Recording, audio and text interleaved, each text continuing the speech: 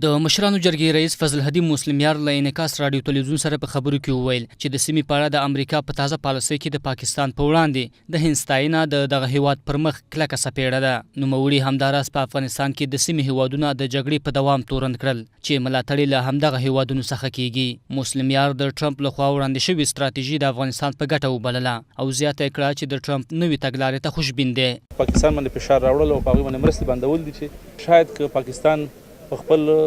قضاوت کې د افغانستان د خلکو په وړاندې او د افغانستان د حکومت سره پالیسي درسته غوره نه کړي، نو لکه څنګه چې په ایران باندې او نور روسیې باندې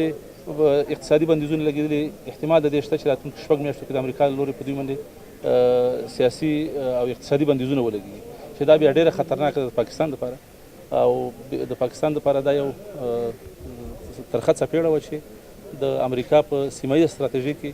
د هند نه د افغانستان په وړاندې ستایش کیږي او د دوی په وړاندې عکس العمل ښودل کیږي. د ښاغلي مسلمیار په خبره که پاکستان د ترهګرۍ له ملاتړ لاس وانخلي نو ښایي واشنګټن په پاکستان بندیزونه ولګوي. نوموړي د افغانستان دښمنانو ته په اشارې سره وویل چې نړیوالې ټولنې افغانستان له پامه نه دی غورځولی. دا د افغانستان دښمن ته که د طالب او داعش په نوم ده او که د سیمې استخبارات چې اوس روسیه او ایران او پاکستان په مستقیمه توګه د دې ډلې او ډلګۍ لخوا دوی د ډله او ډلګۍ د دوی لخوا تربیه او تجهیز کیږي، دوی ته یو پیغام ده چې افغانستان دلته یوازې نه ده په دې سیمه کې،